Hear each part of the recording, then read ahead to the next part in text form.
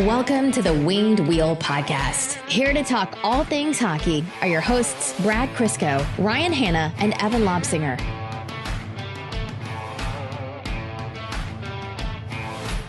So we were obviously at the home opener, and we got these pretty sweet Red Wings rally towels.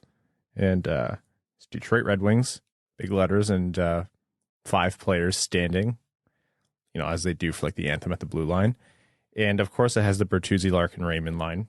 Last season, they deserved their place on there. And it has Mo Seider, Calder winner, you know, best player for the Red Wings last season. And then it has Ville Husso.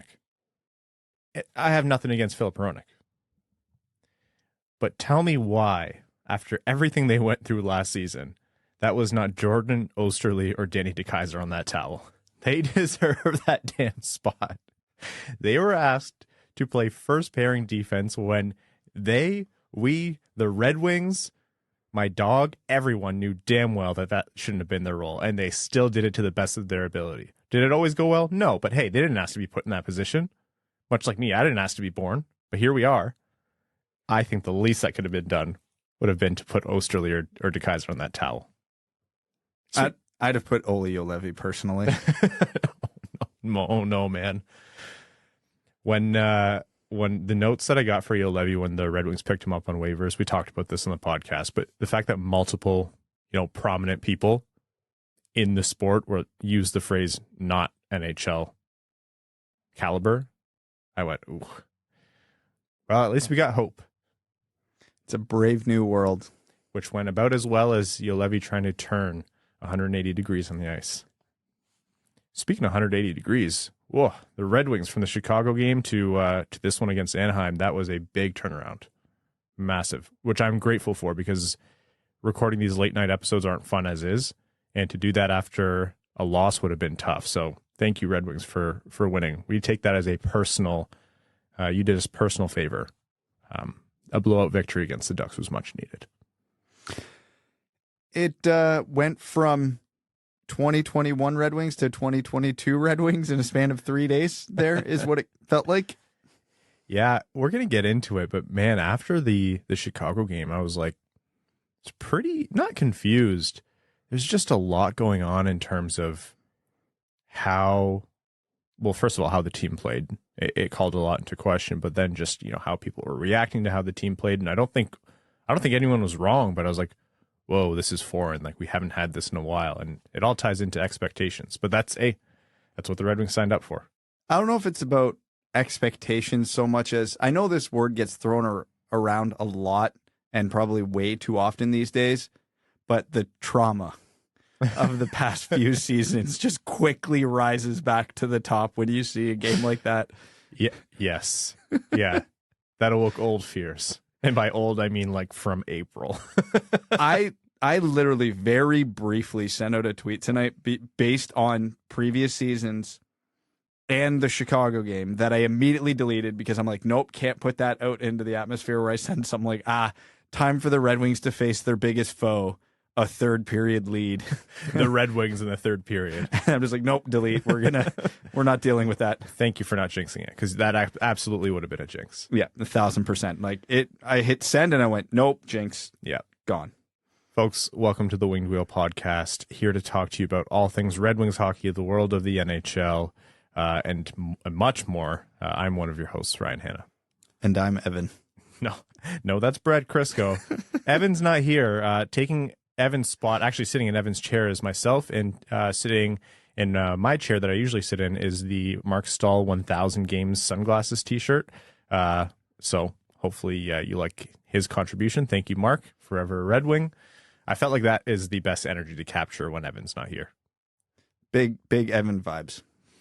On this episode of the Winged Wheel Podcast, we are going to be recapping the last 2 Detroit Red Wings games, which have generated quite a bit of buzz for vastly different reasons. We're going to be talking about, you know, specific players. How did Raymond perform? How did Copp and Zadina perform on that line with him? What happened in the Chicago game that caused that collapse? We'll be talking about how the Anaheim game went just a couple hours ago. Dominik Kubalik and his continued stellar play since joining the Red Wings. Special teams, amazing tonight. The PK, perfect to start the season. Power play, terrible before tonight, but tonight was phenomenal. Husso, Chiarot, Perron, their contributions, and some notable statistical records that haven't been seen in some time for Detroit. And then we are going to be talking about, we're going to love this one, the reverse retro jerseys. They dropped. As we teased at the end of the last episode, they are indeed red and black versions of the barber pole. So, Brad, something dropped. Brad, credit to you last episode when I was talking about it without outright saying it. You kept your composure and you saved the entire, we'll call it a discussion between you and I for today. That's a good radio host. Yep. And then we'll be taking... It's all about building the suspense.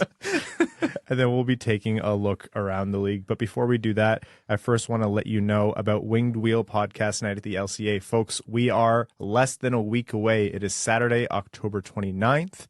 DetroitRedWings.com/WWP to get your tickets by popular demand. We have added more in various sections of the lower bowl, and there are more available in the upper bowl. The gondola is completely sold out.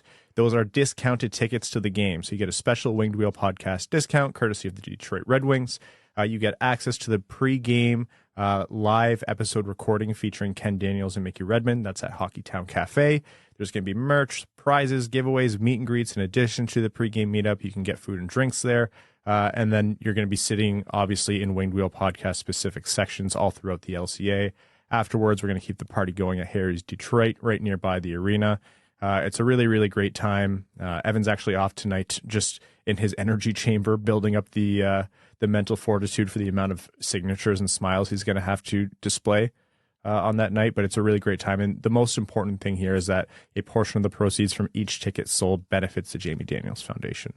So we really want to maximize the amount of tickets that get bought through that portal, DetroitRedWings.com/WWP. You're supporting a great cause. It's a great event. It's a lot of fun, and we really appreciate our friends at the Detroit Red Wings for this continued partnership. So get your tickets today. It's not too late. Okay, let's jump right into what happened on the Red Wings visit to the United Center for Chicago's home opener, which was a game that was looking altogether really good for Detroit coming into the third period. They had a 3-1 lead. The only tally that Chicago had was off of Andreas Athanasiou's stick, actually, which was kind of interesting as a Red Wings fan. And I want to talk about that shot, too, because I know there are some complaints about the way Ned handled it, and I'm sure he wants it back. But anyhow, the Red Wings went into that game with a 3-1 lead. And then what happened? So before I get into what happened, I think there's a few things we need to lay out first before past traumas jump back into our head here. One, the NHL and hockey in general is very random. It's the most random of the major sports. Good teams play bad teams play good. The Arizona Coyotes beat the Toronto Maple Leafs this week. The Seattle Kraken beat the Colorado Avalanche this week. Hockey is very random, and on any given night, any team can win. The Red Wings have a new coach, new systems, new players. We're 5 games into a season with a whole lot of things being new. So with that is going to come a little bit of structure issues, a little bit of chaos, a little bit of strategy changes and mentality changes from what they've probably been used to. And through 5 games of the season, the Red Wings have had a very cupcake schedule. They have played exactly one playoff team from last year. That was it. So all of that should be in the back of everybody's head for this entire conversation, I should say, this entire episode. But now that that's sort of the way and you get into the specifics of it, what happened in Chicago was what happened to the Red Wings for the last 7 years. They got complacent in the third period. They stopped pressuring. They sat back and plainly got outworked. The Hawks took it to them, and by the time the Red Wings realized what was happening, it was too late. And then the overtime goal, that's a fluke. Like, there was nothing. Players bobble pucks all the time. It's just that much more prominent when it happens in overtime and it leads to a goal. So obviously nobody feels worse about that than Lucas Raymond, but that's a one-off. Nobody should be worried about that.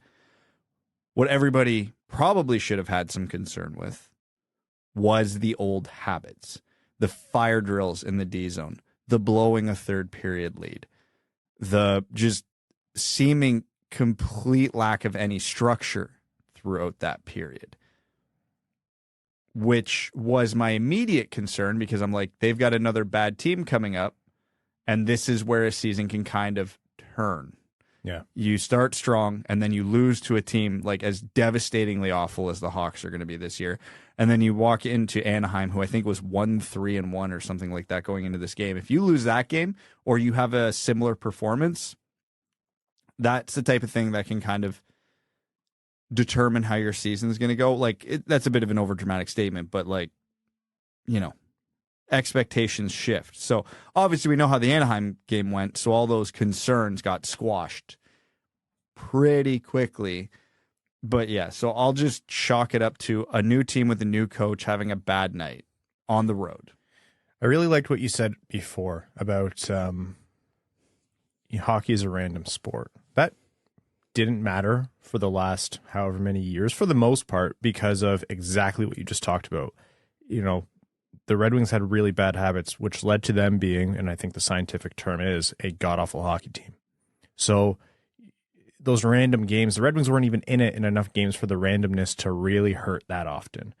So I think the really kind of poignant thing that stood out to me after that game when I was watching the response, both from us and, you know, the fandom was, oh, right, those expectations that we ourselves preach on this podcast that fans and us and all of Detroit has, Hockeytown has for the Red Wings, that translates into you are now stepping in the realm of those random happenstance, a random bad call, bad puck luck. You know, one of your best forwards bobbles the puck, and Raymond hasn't been perfect this season, I should say. Now hurts you enough where it means something. It has weight. So I'm not trying to be this happy-go-lucky, everything's positive, and when it's bad, it's good kind of podcast host. Not at all. But it, if you look at it, I'd rather be here than where we were last season. So let's just look at how the game went along. The Red Wings started Soderblom, Rasmussen, Sundqvist, Chiarot, Seider, Ned on the ice, excluding Ned, who's a paltry 6 feet tall. The average height of those starting five was nearly 6'5", and they weighed about just a shade under 227 pounds. There was an ice level mic during the Anaheim game that caught someone, or a ref saying to someone, "You're tall, but you're not that tall." And I was like, that could be anyone. The Red Wings opened scoring with a Xhekaj shot that actually bounced off of Pius Suter. So that's Xhekaj's first point, Suter's first goal of the year. And then Dylan Larkin was in the slot to pick up a Kubalik chance, and he was just in the right place at the right time, fired it through a Sundqvist screen and put Detroit up 2-0. Athanasiou had that penalty shot. One thing about the penalty shot, it was the right call. The ref, it was a hook on Athanasiou's hands. It was enough to impede the shot. It was the correct call. I have seen, I think, probably the last 10 opportunities that have been similar for the Red Wings, and none of them have been called a penalty shot. It might not be none, but that's what it's felt like. I would like that standard applied across the league. Athanasiou's penalty shot was actually really good, and Brad, as a forward, you really appreciate it. He went from fake shot to fake deke, kind of half stutter, and then when it looked like he was going to pick the puck up for a deke again, it was this weird follow through on a shot, and the result was what looked like a routine shot, and Ned didn't even move. He was frozen. And let me just say, Ned doesn't like the fact that he was frozen. No one's saying it's good that he was frozen or he's like, nothing I can do. He'll want to have read that better. But man, that was an expert level kind of little juke from Athanasiou. That was really clever. Athanasiou scored on penalty shots and shootouts with that exact move while he was with Detroit. So, like, people who don't remember how effective that move was for him must have short memories. But I wouldn't call it a deke. There was nothing about that was a deke. It was the perception of an impending deke. It was deception. Yeah, that froze Ned, because the whole point of that Athanasiou stutter step timed with the pullback is to make Ned or the goal, whatever goalie, to think, oh, that's a fake shot. Here comes the deke. But then after this first step, when you think he's transitioning his foot for a deke, he just shoots it. So the pullback with the step, no shot comes. Every goalie in the world is going to go, okay, this is the fake shot to get me to bite for the deke. So I got to be on my toes for a deke. And then by the time that thought process is finished running through their head, the puck is whizzing by them. Yeah. So there's nothing fancy about that. All that stutter step does is throw off the goalie's timing. But when you're in a one-on-one situation and you throw off the goalie's timing, congrats, enjoy your goal. Man, I can think of a Red Wing who could use that kind of deception on their shots. Yeah, we're not. Nope. Also in that period, really scary moment. Larkin got it was like a half a shove from behind by Murphy on Chicago. Max Spaltman from the Athletic Detroit put it well on Twitter. It was like a reverse tabletop. Like basically Murphy shoved him when there was a player lying right in front of Larkin, so Larkin tripped over him. Landed awkwardly, and I don't know if it's how he braced himself with his arm or maybe the butt of his stick hit him in the ribs, but it looked like his side, like his core, and he's just coming off core surgery. He was in a lot of pain, like excruciating pain. He left, he went right to the room, and I was like, he's got to be gone for some time. Like, this does not look good at all. He was bent over on all fours, and you heard him like scream in pain on the ice. Yeah, he was back out there. He came back out to start the next period. I'm no doctor, but I have a theory. So given that he had surgery, I think we know he has scar tissue. I had in the front of my shoulder, when mine came out, a lot of scar tissue. And just periodically doing the most random things, because Larkin didn't look like he fell all that hard. And there were points where I did something with my shoulder, not strenuous or didn't hit it, but a piece of that scar tissue broke up. Because even in physio, they actively tried to break up the scar tissue. Like in physio, it was excruciating. They told me they were going to do it, but it was obviously for my benefit. But yeah, I'd just be like making breakfast in the kitchen, and then all of a sudden I'd be double over in pain because I moved my shoulder just in the right way to break up some scar tissue. So if that's what happened to Larkin, where he just fell on one of those spots and some of it, I can't describe the pain. It's severe. It lasts for a bit, but it goes from severe to just really effing annoying pretty fast, like in a span of like 10 minutes. Yeah. But it sucks when it happens. And again, I'm not saying that is what happened to Larkin. I'm just saying I have had very similar experiences and timelines in doing something similar to that. So for Larkin's sake, I hope that's what it is, because breaking up scar tissue is actually good in these scenarios, even though it sucks at the time. And he didn't look any worse for wear in the Anaheim game tonight. So for his sake, I'm hoping that's all it was. You're not a doctor. You just play one on a podcast. So he came back, which was pretty surprising. And even after he came back, I think Lalonde said he's in pain still.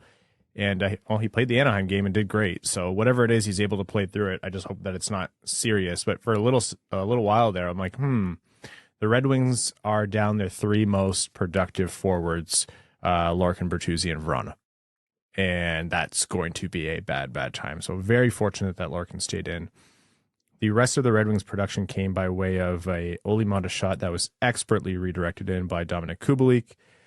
And then the collapse happened. Kurashev scored pretty early in the third, and then halfway through the period, Connor Murphy scored shorthanded, which, the power play was rough, as is, especially that night, but the shorthanded goal was killer. And I think for an altogether just right down the middle, solid game, nothing absolutely spectacular, nothing terrible, I think Ned would want at least one of those back. But another thing that really jumps out for me is there's a new line that game, and that was Zadina, Copp, and Raymond. And that was the line to watch because Copp has two players, one that was really productive last season and one that is notoriously unproductive despite opportunities generated. And this is a top six that's now shaken up and missing Bertuzzi and Vrana. So I was like, Copp is going to have to do a lot of heavy lifting here. Raymond has a big test to see how he does away from Larkin. And Zadina, like we said last episode, this is his opportunity in the top 6. It's call me dramatic now or never if he's going to do it to cement himself as a potential top 6 player. And it was, I think that entire line's night was a microcosm of Filip Zadina in some ways. You know, I think actually in terms of, you know, on ice impacts at 5-on-5, that was Detroit's best line in terms of generating the chances. But my God, when it came to actually converting, so, you know, the stuff that matters, nothing. It was, you know, 3-on-1 and Zadina makes the wrong or shoots on a 3-on-1 when you can't pay him to shoot when he should at other times. Raymond's whiff in overtime where he bobbled the puck and it led to Max Domi's goal. Zadina's like partial break where I know it looked fast and it looked like that's all he could do against Stalock, but if you watch that on replay, he deked before Stalock even moved. Like he deked kind of into Stalock's movement, and he had time and space for another move, but he's just so in his own head that the finish is just not there. There's no finish to his game. That's where we are with him.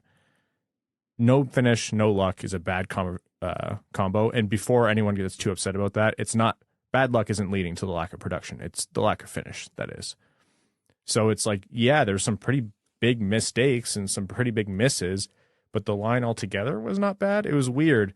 But when you look at how the Red Wings lost, of course you can't be giving up the 3-1 lead going to the third, but you also need to be capitalizing on those opportunities. So it's like a Jekyll and Hyde with that line that game. Yeah, I think I saw a stat that Zadina had the fewest shot attempts against of any Red Wings players that night, and obviously they were driving a good amount of offense, and he had 0 points to show it, which I think that equates to the most Filip Zadina game Filip Zadina has ever played. And, you know, I think people equate when we say, you know, no finish but a good player with bad luck, which is not the point we're making at all. We're saying he has bad finish because he has bad finish. Yeah, he can't aim a puck and his dekes are useless. He does everything. And this season, in the games he has played, have backed up what we've said last year. He is a really good, useful hockey player until he gets within 20 feet of the net. And then there's a good argument to say how then doesn't matter at that point. Yeah, well, because it's kind of the catch-22. Remember how I said he had the fewest shot attempts against while he was on the ice? Well, the beauty, at least, of having the puck a lot and not scoring when you have it means you have the puck a lot. It means the other team doesn't have it. The best way to prevent the opposition from scoring is you have the puck. So even if he is out there buzzing around the offensive zone all game and has nothing to show for it, generally speaking, the other team also has nothing to show for it. So, you know, at worst right now, he's a net even. You know, so it's kind of the catch-22. Do I think Filip Zadina is ever going to be a good finisher? No. At this point, I'm past that. There's too many habits. There's too many signs. There's too many things that we've been watching for 3 years going, he's just not going to fix that. Could he use some more luck? Yeah, look at Pius Suter's goal. He was just skating in an area, and it hit his foot and went in. Like, insofar as every player could use some more luck. Those type of fluky, holy hell, how did you get that goals happen all the time in the NHL. Every day, a bunch of them. I don't think Filip Zadina has ever had one. Like, not recently. His bad luck is not the reason he's not scoring, but he sure as hell doesn't have good luck. Like, the universe is not on his side for trying to help him break out of the slumps that he gets in. I'm a big believer in you create your own luck. Like, and I don't mean like in a mystic kind of way you put that out into the universe. That's not the kind of person I am. I mean, there's nuance to it, and it's really hard to articulate, but you just do certain things right, and you do them consistently, and you just continuously improve in small ways that aren't so easily defined into words. And you put yourself into position to capitalize on those things. And I'm not saying, you know, Pius Suter the other game had that magic juice and knows some secret that Filip Zadina doesn't. Not at all. But like I said, just it was tough to watch because, as you stated, Brad, so many things going right within 20 until they get within 20 feet of the net, and then it kind of washes away. And in my opinion, I'm watching this like, I'm not going to have a final verdict on this until he gets pushed back out of the top 6 when Bertuzzi gets healthy, or if Verona returns. But it's not trending well if those are the things that, if that's how this is going to go. It's also important for the Red Wings because they have Raymond, who's really going through it right now in terms of figuring out his game in his sophomore season. Teams have tape on him. They know how to play him a lot more effectively than they did last season. And, at points, they're going to pull him away from Larkin. We've seen that. So he needs to be able to adapt that, and having a full cohort of effective line mates is more important for the Red Wings. I should say elevating Lucas Raymond is more important for the Red Wings than, quote unquote, figuring out Filip Zadina. You're right, Brad. We're getting pretty much into he is what he is territory. We're going to see how that goes. It's a heated argument, but at this point, it's kind of like, I don't know if anyone has seen Community. There's a scene where Britta, I think, is yelling about, she's protesting oil, and someone walks up to her and goes, "No one's on the other side of this argument. Why are you yelling?" I think anyone with eyes can see, Filip Zadina's woes are on Filip Zadina right now. And he can do a million things right, but there are certain things that need to go right, and he's just not doing it. So until he fixes it, we can beg for luck all day. We can beg for a lucky break. We can beg for, fortunate bounces or whatever. The solution has to come from Filip Zadina. Yeah, luck brings you from 15 goals to 18 goals. You still have to get the 15 goals your damn self. Yeah. And right now he can't. No. The Red Wings ended up losing that game again. It was Lucas Raymond bad bobble. And I think the final point I want to make about that game is, like I said before, that hurt. That hurt to see Max Domi, who got a offsetting roughing penalties against Michael Rasmussen earlier in the game when he dropped his gloves and started just punching him in the face. I hate when the refs do that. Anyways, like that hurt. It hurt to lose to Chicago. It hurt to blow a lead to them. It hurt to not, beat them in their home opener. And that sucked as a Red Wings fan, and obviously for the Red Wings. But it's good to be in that position again. And all I thought after that game the next day was Detroit really needs to come out hot on Sunday. It's still early in the season, and it's not like it's going to make or break their season or anything, but coming into that game, they're 2-0-2. So still undefeated in regulation, but by all rights, a 500 team in my mind. They need to make sure that they don't let the woes of that game define them. Otherwise, we're getting into the habits that you started. You talked about at the top of the episode, Brad. And then they played the Anaheim game. Just wrapped up. They played 5 Eastern on Sunday. We're recording right after it, and man, what a different result. That was a team that took it to Anaheim, capitalized when they needed to capitalize, turned around their power play, their penalty kill remained perfect, and the Red Wings end up with a 5-1 win at home. How different of a Red Wings team did we see? A team that did what they need to do. They had a struggling team at the end of a road trip at home. Not only if you want to be a good team in this league, should you win that game, you should speed bag them. And the Red Wings speed bagged them. At no point in this game did Anaheim look like they belonged on the same ice. Now, a lot of this was the Red Wings being great, and a lot of this was the Ducks just looked horrible. They were at the end of a long road trip, too. I think it was the 5th game of a 5-game road trip. Whoa. So that's, like I said, you can only play your schedule, and the Red Wings were at home with a struggling team at the end of a long road trip. You need to dummy that team. Yeah. And the Red Wings did. It's the big saying in the NFL all the time. Hey, you can only play your schedule. The Red Wings have not had a difficult 5 games to start their season. You can only play your schedule. The schedule is going to get harder, so you need to start padding the points and stockpiling the points now, because you're going to need them when you get that run later in the year where you have Toronto, Florida, and Boston all in the same week. They've collected points in every game. 3 of them wins. One of the OT losses was to the LA Kings, a playoff team who is expected to be better this year. So, you collect a point off them. It's not a bad game. And then, what did the Red Wings have what looked out of place for the Red Wings today? I would argue nothing. They had everything working. Husso looked great. Yep. Anaheim could not get anything going offensively at 5-on-5. The Red Wings, tons of pressure offensively at 5-on-5. Penalty kill, perfect. Power play, dominant. There was no weaknesses to this game. It was a complete 60-minute shit kicking. I don't know if that was a performance enough to have the Red Wings beat, an upper echelon team in this league. Like, I don't know if that's enough to beat a Colorado or a Tampa Bay or whoever. But that was certainly the performance they needed to beat Anaheim. And that's what it boils down to. They didn't do what they needed to do to beat Chicago, who should be a bottom feeder this season.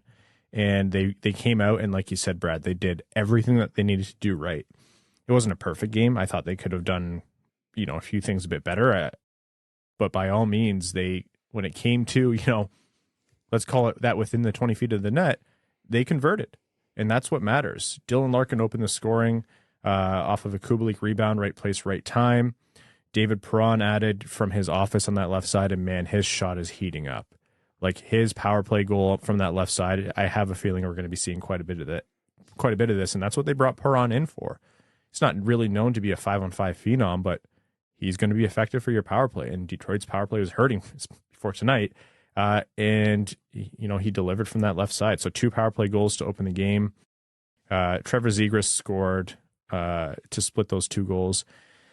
That was one where I was like, ooh, are we going to see another Chicago game? Because that was a puck that went through or near 3 Red Wings into the slot, past Raymond, who was just a bit too far ahead of it. Zadina actually got his stick on it, but not enough where he wasn't able to handle it and couldn't clear it out of the slot. And you have to know that that's Derek Lalonde. That's one of the things Derek Lalonde's like. It's the simple shit like that. Just get that out of your game. And then Chiarot wasn't able to sweep the puck away. And then Trevor Zegras scored. But then Joe Veleno in the second period put himself in the right place off of superstar phenom Adam Ernie, offensive dynamo. That was a really good, actually, drive to the net by Veleno.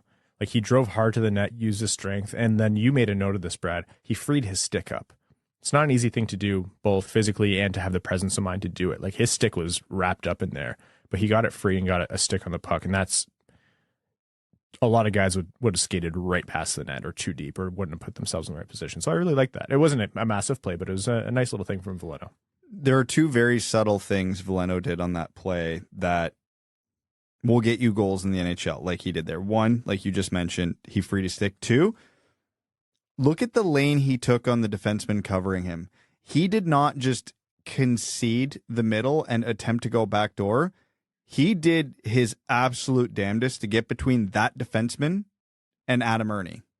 So then when that puck came, that puck's getting to Veleno before it's getting to the defender. And then, sure enough, the other defenseman who was attacking Ernie laid out and played that very well, I might add. So Ernie had to wait it out. And when you have to wait it out in that scenario, you have one play, and that's a backhand pass to the front of the net. Or you have to just go around the net and do a lap. Ernie's like, nope, there's traffic in front. I should put it there, which was the right play. And because Veleno took the inside lane and because Veleno freed up his stick, easy tap in on an empty net. I shouldn't say easy. He had to bust his ass to get that space, but it hit his stick. He didn't even have to shoot it, and it went in. So, those are the subtle plays that coaches will love. Yeah. I thought Veleno had a much more noticeable game tonight. Not the world's best game. It's probably not the best game he's ever played, but he looked a lot more on tonight. And that feeds into what we know about Veleno, which is just usually isn't hot right off to start, but if he gets into a rhythm, he can be pretty effective. His skating was on display tonight. Man, he's a great skater. Yeah, the Red Wings by and large aren't a great skating team, so it makes the guys like Veleno, A, more noticeable, and B, more important. Yeah. The Red Wings ended up obviously taking it 5-1. In the middle there's a shift where Ben Chiarot just kind of dummied 2 different ducks into the boards. He's a bully. And not like, oh, he's a bully, but he's clean. No, he'll give you a shot from behind. He'll cross-check you. He'll, punch you while you're in front of the net, whatever it might be. Some of it's clean, some of it's not. That's the edge Detroit needs. I wish Evan was here looking like a milk bag in the seat that I'm sitting in right now, because he preached all last season. The Red Wings are getting dominated, pushed around in front of their own net. I won't forget, it was an opposing player on a game where they were routing the Red Wings. poked at the goalie, shoved another defenseman, and then kind of skated right up and got in Veleno's face. And it's like, it was Veleno and 5 opponents. And it's like, guys, clear the damn net. Like, support your goalie. Holy shit. It's got to feel way better for Ned and Husso to have Chiarot there. So really big impact that he's making. And then obviously Kubalik was the one to score again. He ended up having a 3-point night. It was an excellent feed by Sundqvist, and Kubalik was automatic on the one-timer. Just really, really a great night for him. And what a start to the season. Like, he has been absolutely phenomenal. 8 points through his first 5 games is absolutely unreal. And among a Red Wings record, the best start to a season in 30 years. Paul Coffey had 10 points in his first ever Red Wings season. So in his first season with the team, in his first 5 games, he has 8 points, which is tied for 4th best with Judd McAtee, Kent Douglas, Danny Grant, and Murray Armstrong. I'm talking the 40s, the 60s, the 70s, and the 40s. Oh, sorry, and Len Fontaine in the 70s, and Garnet Bailey in the 70s, and Sid Howe actually in the 30s. You made up at least 3/4 of those names. Yeah, people will recognize Sid Howe, but maybe not much else. Dutch Rybel, 9 points in his first 5 games. Ed Litzenberger, 9 points in his first 5 games. Those are the 50s and 60s, respectively. Paul Coffey in 92-93. So the first time in 30 years that anyone has had a start this good. Paul Coffey had 10 points, so Kubalik with 8. He has been such an effective force in so many ways, generating chances, shots that turn into rebounds, finding players in the slot. He's done that more than once. His one-timer, his shot has been excellent. It's a little bit like that Gordon Ramsay meme where it's like one player messes up. It's like, you absolute donkey, you stupid idiot. Like, yeah, how could you screw this up? And that's, whichever player on the Red Wings, call it Zadina. He's the whipping boy for the fan base this year, it seems. And then Kubalik is like, can do no wrong. But actually, Kubalik can do no wrong right now. He's been fantastic. A 3-point night for him. I wouldn't be surprised if this holds for the season and we're looking at Kubalik as this sneaky best addition that Yzerman made all offseason. How did Chicago let this guy go? First of all, thanks, Chicago. Second time you've gifted us a good player for nothing.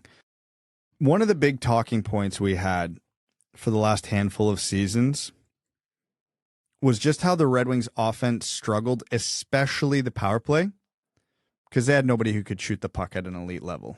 None. Zero. Nobody. Not one. For as good as Lucas Raymond's shot is, and for how much Dylan Larkin improved his shot, they were not the type of guys who could shoot from the OV spot and score or create enough chaos to get rebounds, to get tips. When Vrana got healthy, they got one, but not to the same thing. Vrana's was more of a catch and release. Kubalik's that guy. He has that shot. He can wind up from anywhere in the offensive zone at any point. And not only will he have a chance of scoring on that shot, even in some of the lower percentage areas. I mean, they're not going to go in most of the time, hence low percentage, but it's hard enough that it's, it puts the thought in the goalie's head. It's such a wicked shot, it creates chaos. The goalie's not going to hold it. If he's shooting it through traffic, if that thing even deflects a little bit, nobody's tracking it. So you see him doing that a lot. You get him with players who can get him the puck. I mean, we talked about the power play dynamic for years where, like, you just need guys opposite each other who shoot left and right, who can complement each other. Doesn't that look like exactly what Perron and Kubalik are doing here? You got guys who can shoot from both sides, and both are willing to pull the trigger constantly. Yeah. And how did they score their 3 power play goals today? Kubalik shot, Larkin rebound. Perron one-timer. Kubalik one-timer. It's almost like that formula is so simple, it works, hence why every other team goes out and gets shooters who can do it. We're not talking about Red Wings anymore where it's like, this guy's, left-handed, but can we move him to the right side and can he be effective there? Or, this is a player who wasn't effective from the right side. Maybe we can unlock something if we move him to the left. Or this is a centerman that's being asked to do all 3 roles in the offensive zone. There are big question marks with, of course, I know people still have them. How much was it smart to add to this team? But man, we're talking about a team now where without Bertuzzi and Verona and Raymond struggling, they have shooters who are still putting the puck in the net. That's important. At the end of the day, it doesn't matter what, analytics say, it doesn't matter what, defensive purists like myself will say, none of that. Like, you need to put pucks in the net. It's the simplest thing. All those other things that I mentioned lead to that, but you need to have shooters. So it's been a breath of fresh air. The Red Wings continued the game. Soderblom actually picked up a goal off of a rush, similar to Veleno, put himself in the right spot off of a Rasmussen chance. The Red Wings ended up winning 5-1. It was a great game from Husso, like you mentioned. I thought he was solid, made a couple key saves that were really underappreciated, and that was an important one. 3 power play goals. That was the first time they've done that in 5 years, I believe it was. And this is a stat from Prashant Iyer. The Red Wings have recorded a point in each of their first 5 games for the first time since 2011-2012. More than 10 years on that one. And the Red Wings have scored 3 or more goals in regulation in 5 straight games for the first time since late March, early April of 2019. That was the Larkin Mantha Bertuzzi heater, wasn't it? That bumped us up a few spots in the draft. Probably. I don't need to look at dates. I just can feel that one in my bones. So that's big. Detroit remains undefeated in regulation. They're sitting at 3-0-2 record with 8 points, which is still only good for 4th in the Atlantic behind behemoths such as Buffalo. But no, it's after the Chicago game, that was important. It was an important game for the Red Wings to have. There are a lot more storylines to come. I think we really need to focus in on how does Raymond do. It might be crass, but I don't really care about the whole Will Zadina stick in the top 6 thing. We heard my opinion last episode. I don't have a lot of hope for it, and I don't really see it as worthwhile to just continue and talk endlessly about something that's likely not going to transpire because we haven't seen it. But the real storyline is, how is Raymond going to fare as injuries come through? We already have 2 big holes in the top 6. He needs to find his game. And to a degree, Mo Seider tonight just got his first point of the year. When's his offensive game going to turn on? It's not like they've both been bad, not by any means. Seider's had his solid defensive attributes. I had a quick moment today. I think as Emily Kaplan was telling a story on the broadcast, it was really funny. She was telling a story that Mo Seider kept skating by the Ducks bench and going, "Wah, you cry about everything," calling them babies.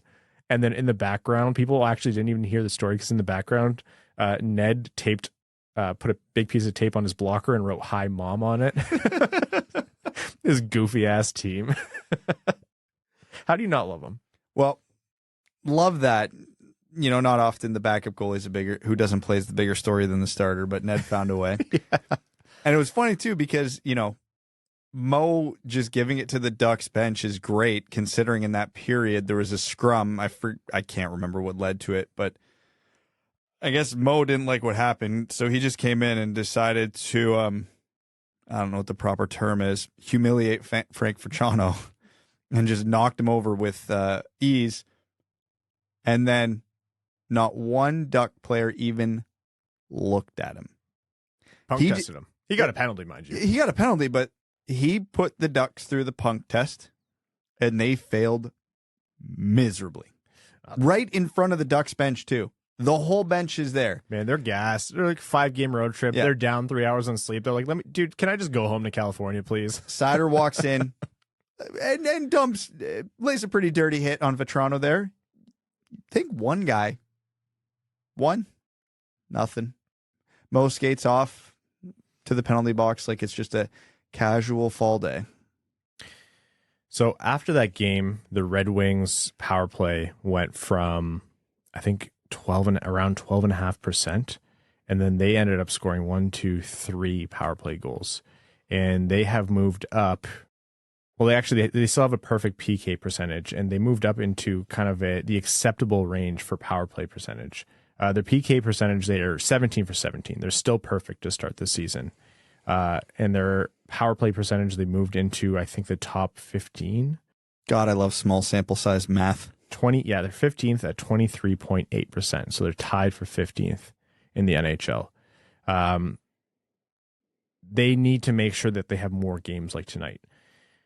The penalty kill has been carrying this team in a lot of ways, which is a bizarre thing to say.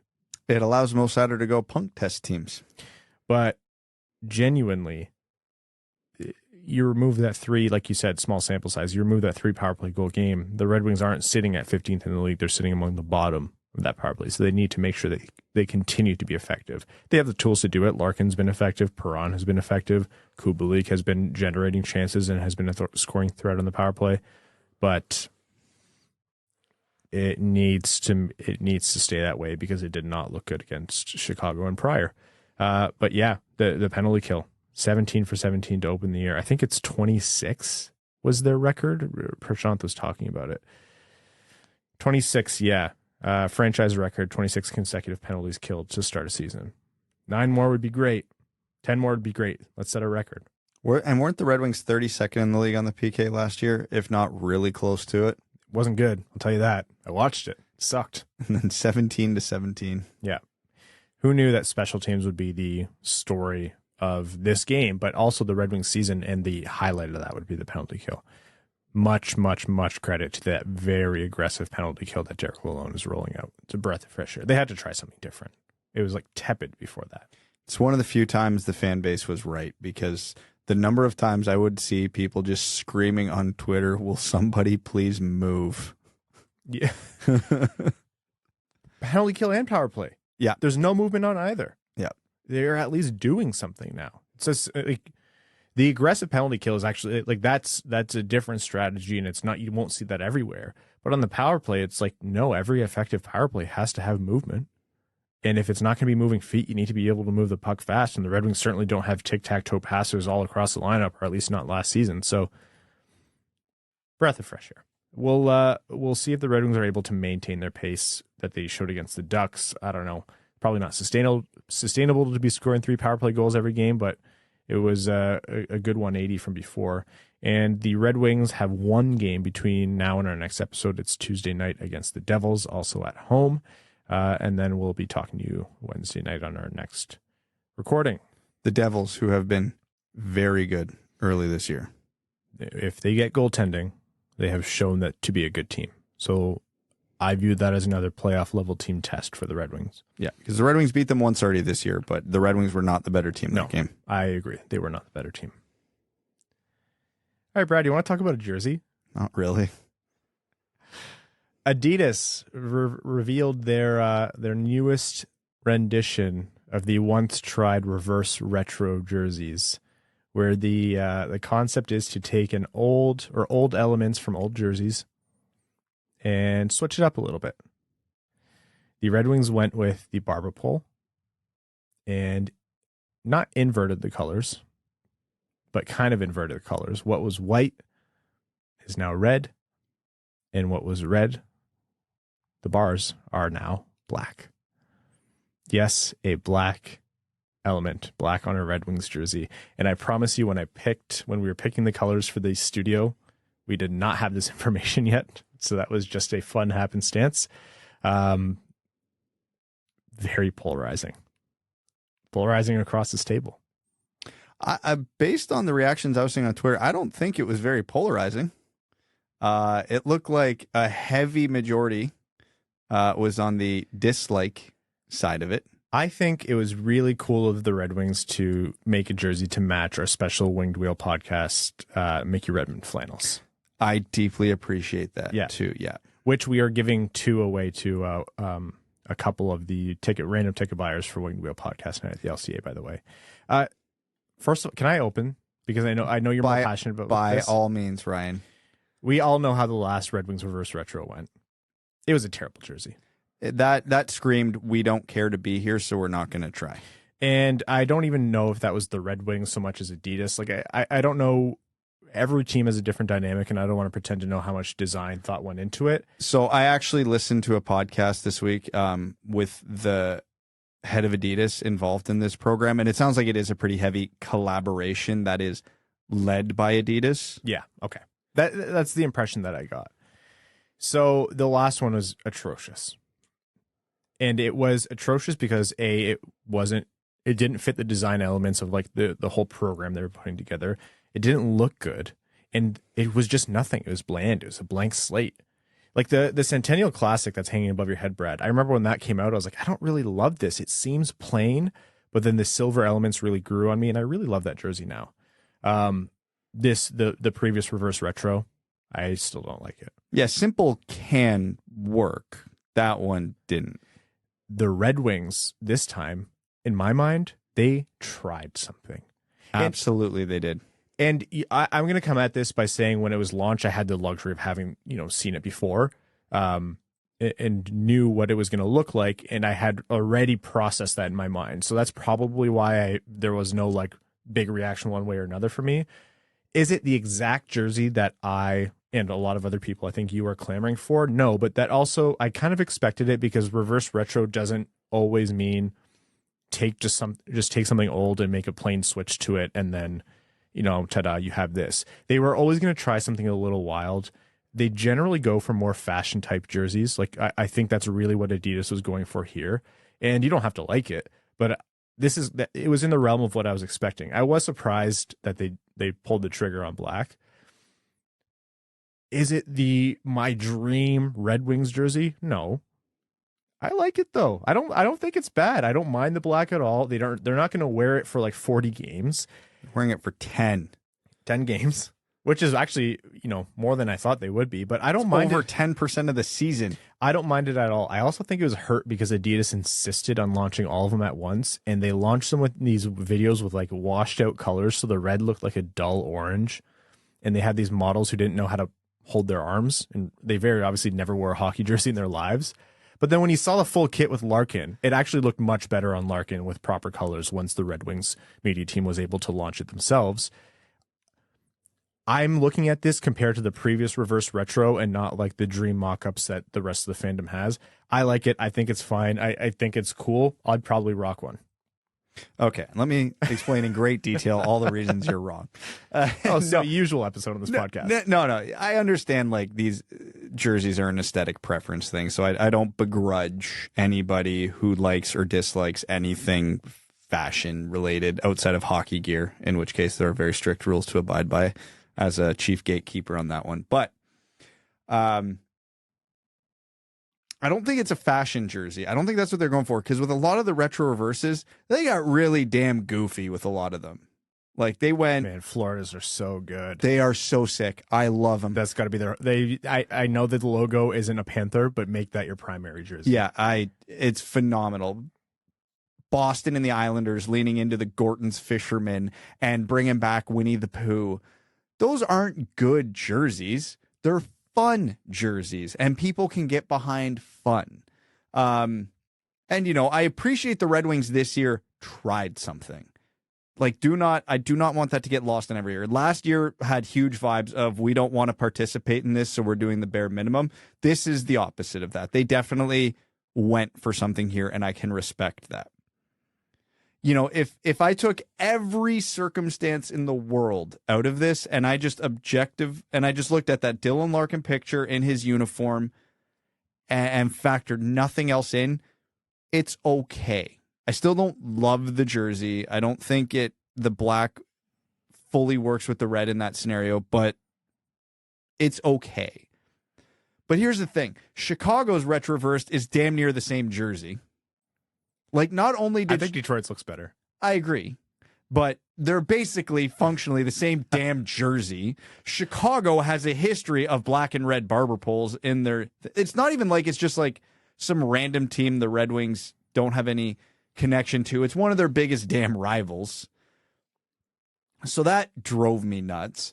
But the big thing with this is they listened, and I know they listened because the fan base, myself included, had been screaming since the first news dropped of the reverse retro program. And hell, even before that, because people just wanted a third jersey, give us the damn red barber pole.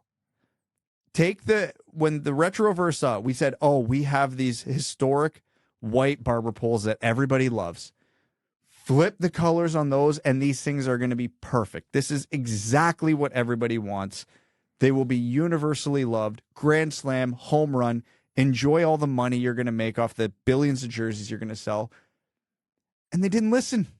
They overthought it. And again, I appreciate. I genuinely think this is the Adidas thing coming into it. I agree. I agree fully. I don't think this is coming from the Detroit end of things. The Red Wings didn't need to put their foot down because of any historic tradition BS or something like that. They should have put their foot down because, again, for years, every fan of the Red Wings was screaming for this. Like, don't overthink it. Give the people what they want. And they just didn't. And, you know, when I forget who it was, I think it was Peter that posted, here's what it should have looked like. And he photoshopped the blackout and turned it into white and put that picture of Larkin up. And it was perfect. It was beautiful. The response to that was everybody was like, yes, this was it. So, again, do I love the jersey? No, by itself. Do I hate it? No, like it's fine. It just looks like a jersey of their rivals, and they didn't listen to what their own fans wanted.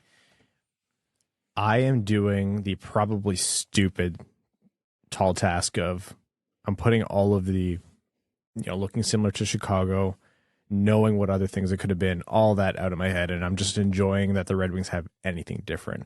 But I also respect that that's a two-sided coin.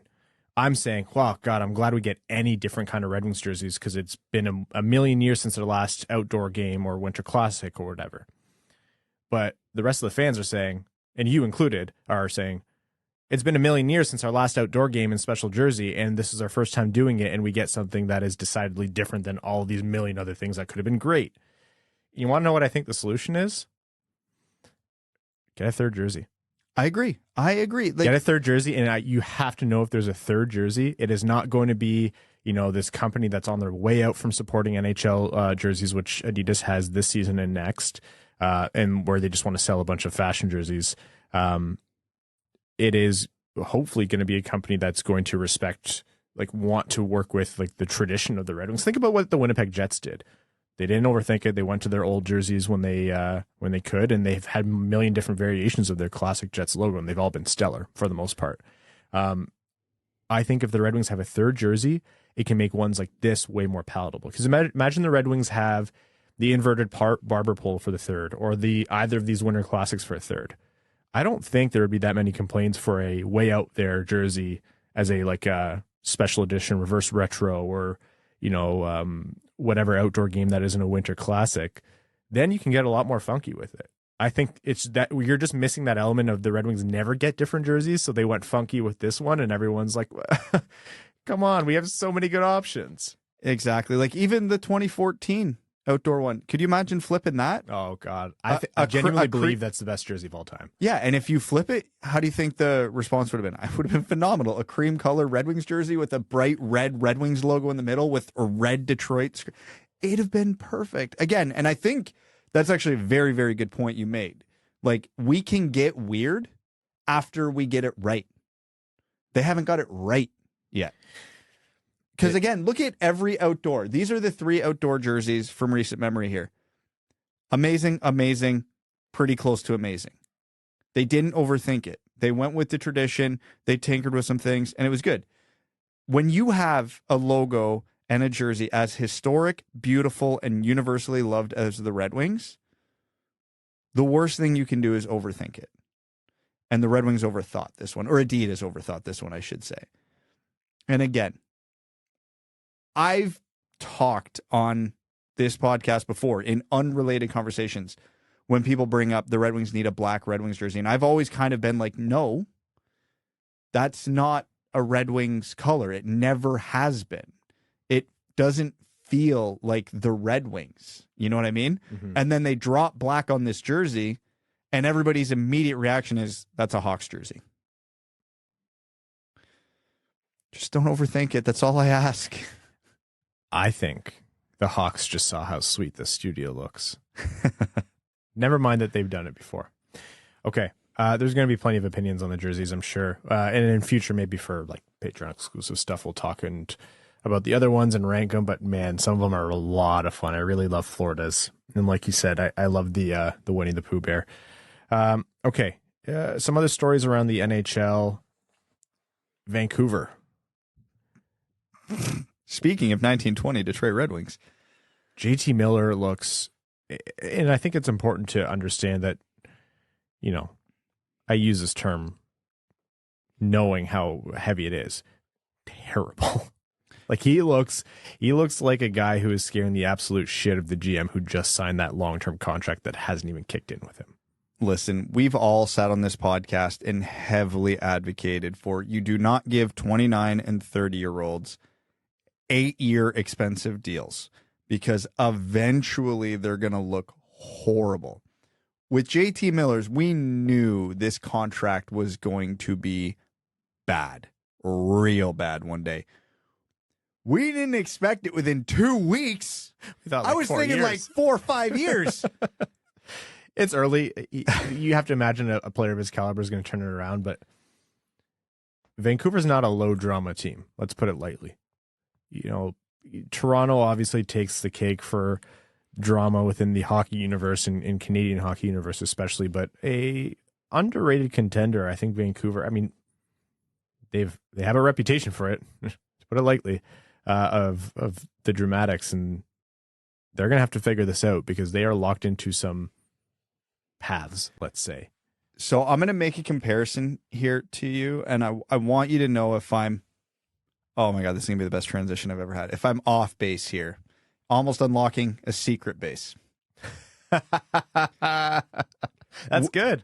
Because Will from Secret Base sent me a really funny DM. But unrelated to that, a couple days later, they put out a Secret Base video on YouTube about the collapse of the 2017 Ottawa Senators. And even if you don't like the Sens, go watch the video. Phenomenal video. Because really well done, yeah. I truly forgot how absolutely dysfunctional and chaotic Ottawa got after there. Like, it was the shit show of all shit shows in the NHL outside of, like, the Hawks. And we're just still seeing, like, that is just like tapered off now. Yeah, and this started 5 years ago. Man, the recipe for Vancouver is there. You've got the crazy owners, the diehard fan base, Canadian market, marquee players, polarizing players. Early in the season, it's going off the rails. I'm just saying something needs to happen there because even their coach, Bruce, he is. I feel for that guy. Have you watched his post-game pressers? Yeah. He has nothing. Yeah. He has no idea what to do, what to say. His quote last game, he goes, "I don't understand how you play this bad all year and then have a phenomenal second period like that and then just come out and not care in the third period." And then he made a reference to the press. He's like, "I'm seeing what you're seeing." Just they essentially referring to the fact that they do not care. They are not trying. They are, man, when a coach, your head coach is saying that. His runway is getting short, man. Man, I don't even think it's his fault. But if your coach has lost the room that badly, 6 games into a season where they were expecting to make the playoffs, you don't sign JT Miller to that money if you don't think your cup window's about to open. And now Jim Rutherford's openly talking about this might be the start of a rebuild. Oh, man. Like I said, this could get Ottawa Senators levels of bad fast if something doesn't change. Well, you have podcasts like this to talk about picking up the parts. Give me one Quinn Hughes, please. I'll take the Elias Pettersson. Thank you. Not that, I think Husso's been great and Ned's also been really good, but I'll take a Thatcher Demko.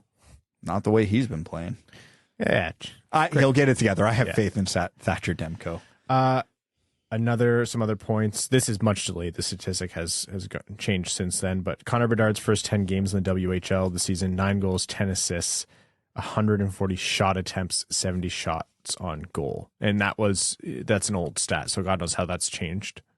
Has no bearing on us. Nope. Not anymore. Arber Xhekaj.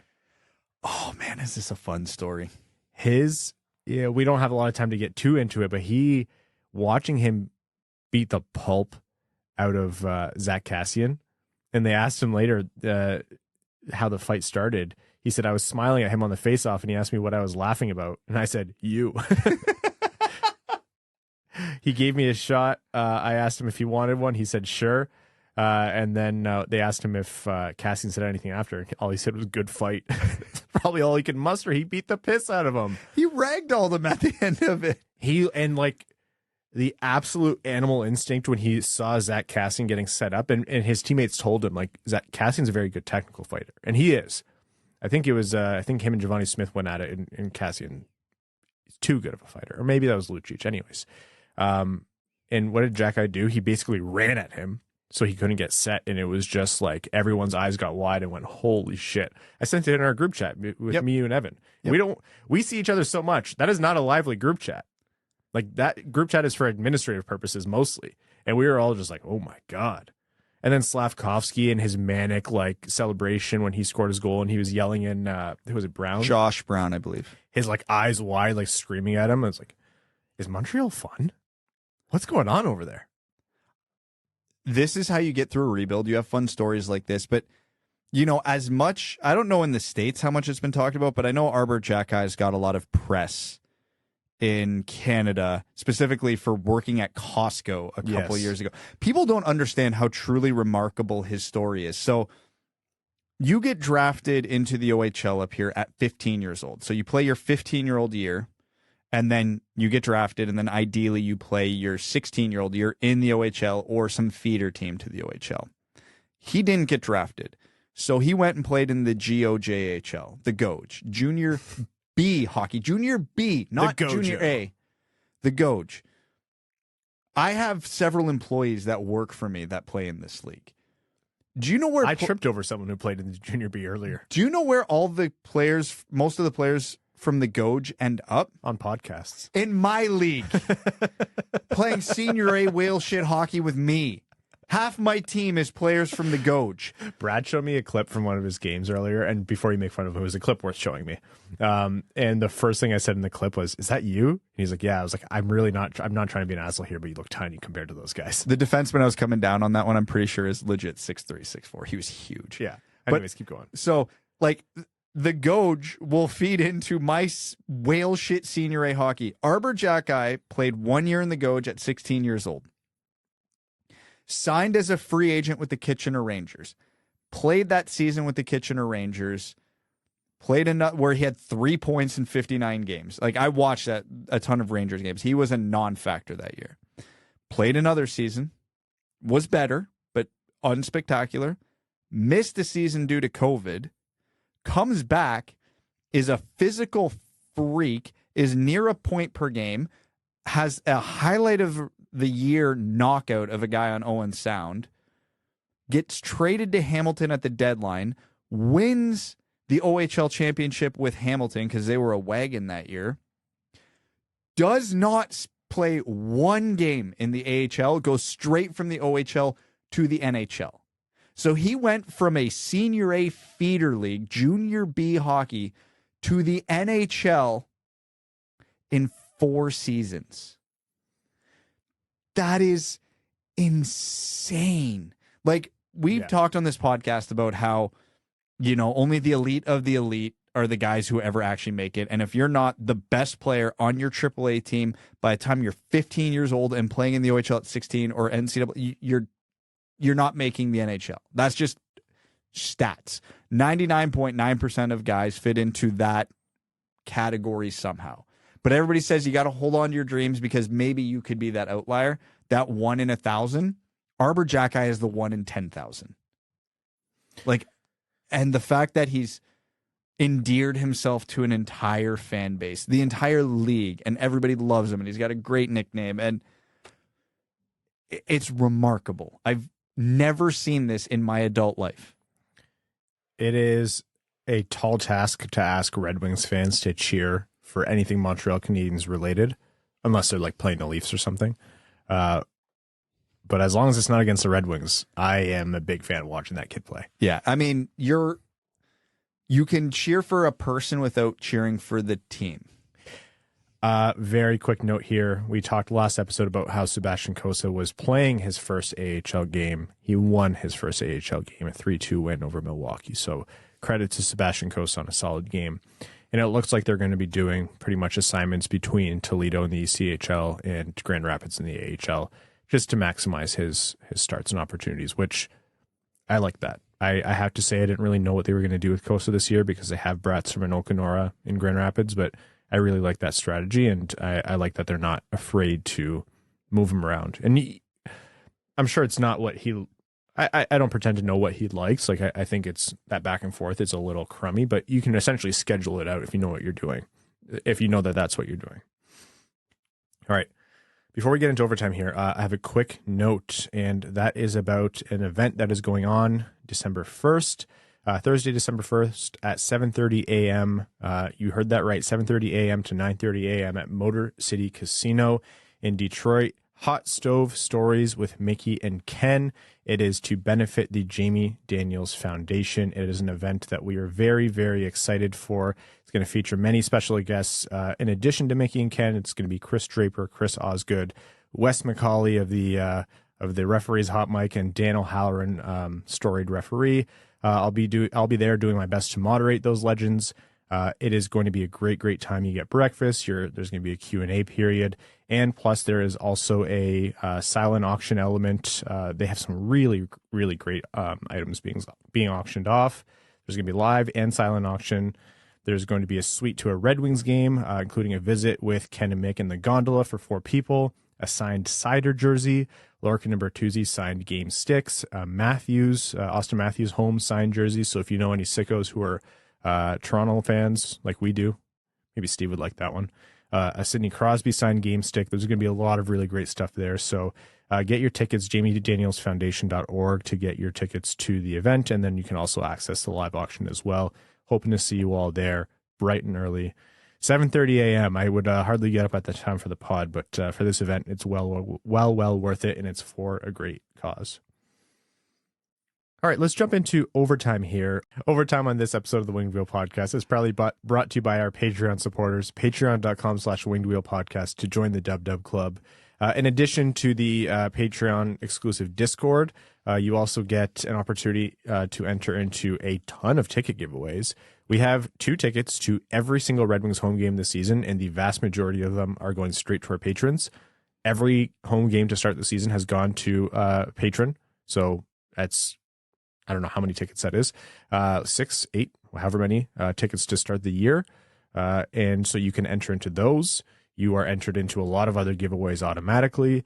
You get access to the Patreon exclusive overtimes. So we take some overtime questions on the live show, and then we record a very fun, loosey-goosey bonus little mini episode right after we're done recording. And you'll have access to all of those. So that and much, much more, patreon.com/Winged Wheel Podcast. And that is how the show's heartbeat continues. That's how you support the show, and we thank all of our patrons so much. Let's start with a comment from Cody Stark, who said, I saw Prashant's tweet about face-off issues, and yes, the Red Wings are sitting among the bottom of the league. I think they're at about a 42 or 42% overall in face-off effectiveness, and that was boosted by tonight. Tonight they had about 49%, so they actually improved that. It wasn't looking good before. I was looking at the face-off issues and what side of the ice and hand of the center they've been losing at. I was wondering why more centers don't switch their hands on their stick depending on what side of the ice they're on and or where they need the puck to go on the possible win. Paul Gostad did this often. Paul Gostad, who was traded for a first-round pick. Do I remember that correctly? Like I'm going to remember that. That was early years of the podcast. I've coached it to my players, too. It's highly effective for those who use it. Brad, you're a forward. You're more want to take a face-off. What do you think? Yeah, I play center. I think it depends on the player because, I shoot right and I'm right hand dominant. So my strong hand naturally is on the bottom of my stick. I feel like if I switched to if I was on the other side of the ice, I would be horrible at it. Like just the thought of it and trying to envision myself doing it, like there's no way. There are ways to be effective on your off side where if you're winging it to your strong side, but that still involves, using your dominant hand and really leaning on your stick. You just have to change your angles and time it a bit differently. And, I've had some success with that. And I know Sidney Crosby's really effective at that. So you can do it either way versus flipping your hand or not. I don't think I could do it. I don't think it would work well for me. But yeah, if there's a trend where it's becoming a consistent issue for the Red Wings, then you might as well try. Okay, this is one from Keenan O'Donohue who says, "Hey, fellows, with the injuries we have and the scare to Dylan, do you think Stevie will make a trade or pick someone up with NHL experience just as insurance? I just think if someone else gets hurt, it's a lot of pressure on Bergeron to come and play a productive role. Thanks, and see you on the 29th for Winged Wheel Podcast Night at the LCA." I don't think he will, and I don't think he has to. One, you've got Fabry, Vrana, and Bertuzzi, who are all due back at some point this year. Two, if Bergeron does have to come up, I don't think he's going to be in a high-pressure situation. They have lots of guys who could fill roles above him, and they could slot him in on, the third line with very low expectations and very sheltered minutes and deployment. So I don't think that's a concern right now at all, unless a couple more bodies go down. Ben Height says, rank these players in order of most likely to be traded at the deadline. This is a tough one. Zadina, Bertuzzi, Hronek. In order from most likely? Yeah. Bertuzzi, Zadina, Hronek.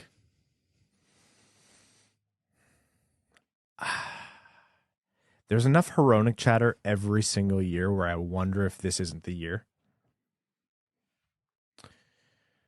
I'll agree with you, though, in the end. As of right now, if this was the last year for Filip Zadina, or even the second year of his contract, I would say he might get moved up to first, but it's just the first year. But then again, look how Mantha got traded, right? The contract plays so heavily into it. Jeremy Dahl says, my lovely wife would like to know what your predictions for Soderblom are, and can you get Brad to pronounce it with his Swedish accent? It was both hysterical and phonetically pleasing. Will you do it, Brad? No. Will you do it on the Patreon exclusive? That's what it's for. Okay. Predictions? I said, somewhere around 15 goals, 25 to 30-ish points, I think is what I think that's what I said in the preseason episode of what I was roughly expecting. And based on what he's shown so far, I don't really have a reason to change that. Yeah. I think it was pointed out that line isn't absolutely dominating teams anymore. And, you don't really have to look further than what their strengths and weaknesses are. Right? Brad, you've talked extensively about how the makeup of that line will excel and how teams can exploit it. But they can still be effective, and they have been. So, Soderblom's not going to be an 80-point player. But as of right now, all he's showing is that he still deserves to be an NHLer. So my prediction will go so far as I hope and I think he has what it takes to stick on the team. The climactic line of Ray Parker Jr.'s hit song Ghostbusters, beloved by children worldwide, is "Bustin' Makes Me Feel Good." Now I understand the reference from last episode. Thank you, Reed, for that. We love our patrons. I feel like the past couple of games, especially the Ducks and the Hawks, Sundqvist has been quietly having a really solid start to the season, even beyond the obvious. Nice plays, passes, assists, and of course that game-winning goal. Brad, feel free to tell me how he's actually nothing special because of reasons. No, I don't think we need to go there. We've seen examples in the past of guys going to new teams, getting bigger roles, and thriving in that new role, or at least living up to the expectation of the new role. Sundqvist is being asked in Detroit to do a lot more offensively than he ever was in St. Louis. And Sundqvist isn't going to turn into a 30-goal scorer or be like this huge revelation overnight. But if he's playing in a third line role with power play minutes and he's consistently producing, yeah, that's just living up to the role. Kubalik's another perfect example of it. He's getting a bigger role this year in Detroit than he got with Chicago last year, and look what he's doing with it. Some guys just don't get the opportunity on other teams, and people put a ceiling on them because they haven't seen them do more than that. It was the whole thing with Vrana coming over to Detroit. Oh, he never played above the third line in Washington, but his per 60 numbers were phenomenal. And the early returns in Detroit were, with a bigger role, he's producing more. So that could absolutely be true for Kubalik and Sundqvist. And Olli Mata. Yeah, and Olli Mata. So who's not like a new player, but still. Yeah. So I'm not going to sit here and talk down Sundqvist. He's looked good. He definitely has his limitations, but in the role he's been asked to play, he's been living up to it. It's funny because, first of all, I agree. I would never minimize what Sundqvist has done. It's not been the same impact as Kubalik, but I agree with you, Brett. He's been really good to start the year for the Red Wings. Think of how many Red Wings over the past 7.5 years since we started this podcast haven't had the opportunity to do what Sundqvist has done, because they are third, fourth line players who weren't coming into the season and the Red Wings said, hey, we need you to play on this third, fourth line and maybe like elevate this young guy who could be more than this, but right now this is the level he's at. No, it was, hey, Justin Abdelkader, hey, Darren Helm, play on this top six.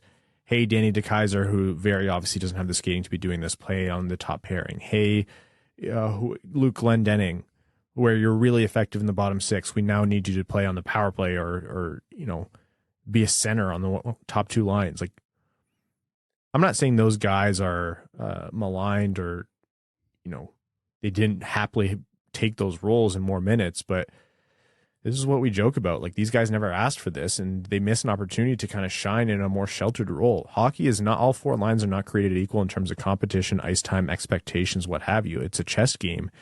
And, if Sundqvist is out there on the first line, I think we'd have a different opinion of how his season's going. Maybe, I don't know. It could be stellar. But yeah, it just makes you think of how much the Red Wings missed out on opportunities like this by not having a full lineup ahead of them. That's my philosophical crap for this episode. Thanks for bearing with me. Ryan's ultimate point. Get rid of the bad players on your team, acquire good players from other teams, play them more. Thank you. Subscribe to Patreon for more groundbreaking general manager strategies. Last one here from Sean O'Toole, who says, hey guys, new patron. Sean, thank you so much for your support. It means the world to us.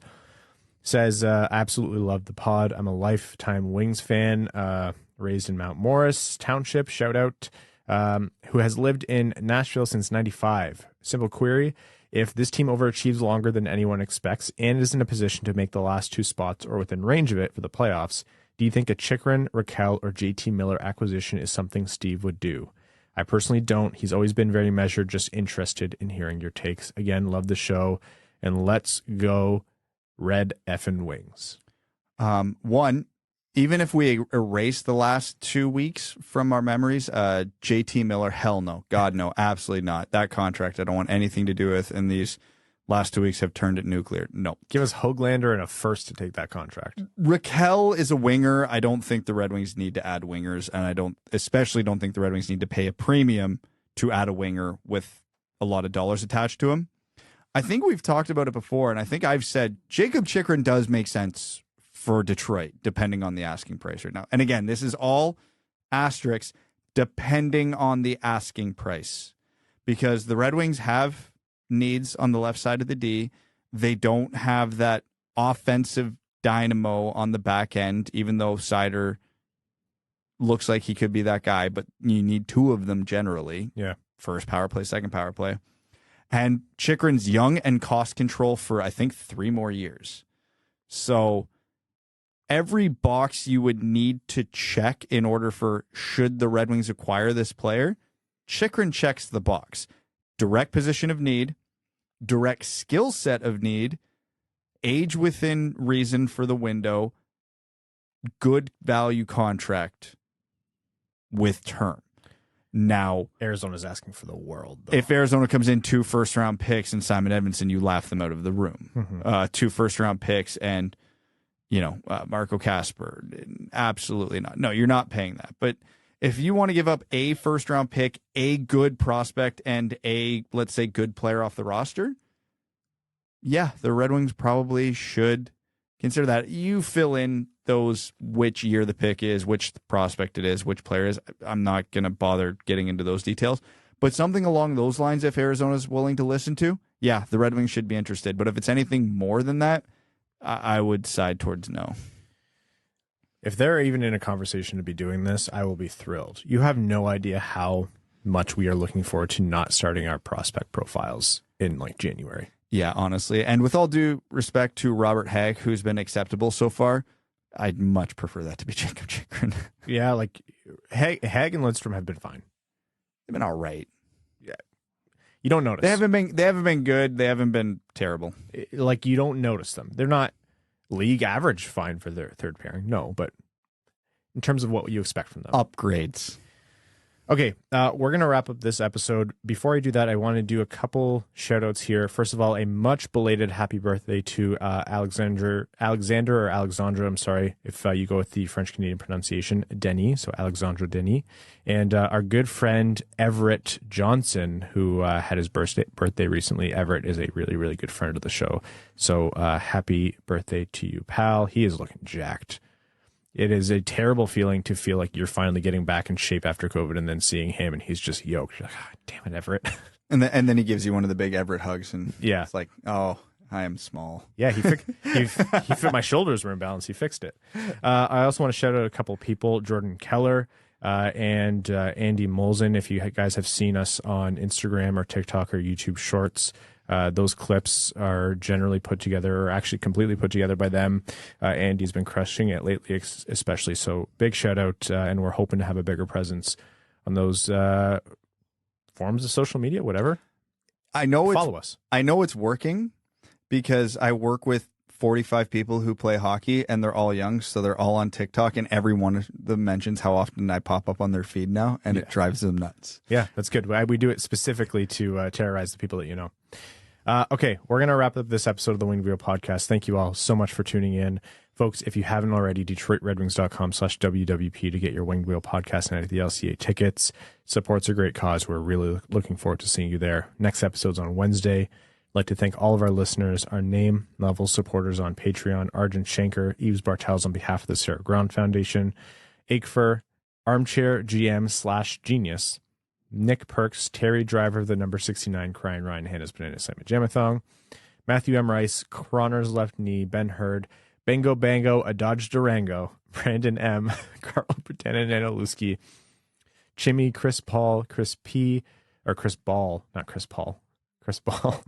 Chris Paul, the NBA player, Citizen High Five, Connor Scovey, Coyote Season Tickets in Tempe, Derek Enstam, DJ Denton, Elite First Scoring Line, Scott Dork, Sleeve McDykel, and Bobson Dugnut, Give Blood, Fight Probert, Hassam Al-Qassem, Jay Gollum, Jacob Turner, Kalen Wood, Kevin James, King Tone, Marcus, Matt McKay, Nedeljkovic, goalie number 1, Nicholas Fritz, R.A., Ryan Hanna, the Unshowered, Ryan Hubbard, Scott Martin, the Podcasting Couch, Zachary Rogers, General Andy Bohan of the Cheesebag Army, Sam Bankson, number 1 Detroit Red Guys fan, Adam, I wish I could finish like Ernie, Adam Rose, Antonio Gracias, Babe Landeskog, Ben Barron, Brian Vasha, Connor Leighton, Darren Fick, Dave W., Disciple of Large, the Prophet of the Towering Behemoth, Philip Zadiz Nuts, James Laporte, Jeffrey Dun Dun Dun, Jeremiah Dobo, JM Rhapsody, John Evans, John Ingalls, Josh Yelton, Kevin McCracken, Quaz, Linda Hull, Logan Burgos, Matt S., Maximilian, me, Philip Zadina's Confidence in the Flesh, Melissa Erickson, Ophelia, Papa Woody, the climactic line of Ray Parker Jr.'s hit song Ghostbusters, beloved by children worldwide, is Bustin' Makes Me Feel Good, and Thick Rick. We'll see you freaks Wednesday. Thanks for tuning in to the Winged Wheel Podcast. Be sure to check out wingedwheelpodcast.com, where you can subscribe to the show on iTunes, Spotify, or wherever you get your podcasts. You'll also find links to other ways to support the show, such as Patreon, official podcast apparel, and more. And don't forget to follow the show on Twitter at Winged Wheel Pod. And of course, the hosts at Brad Crisco, at Ryan Hanna WWP, and at Hockeytown Evan.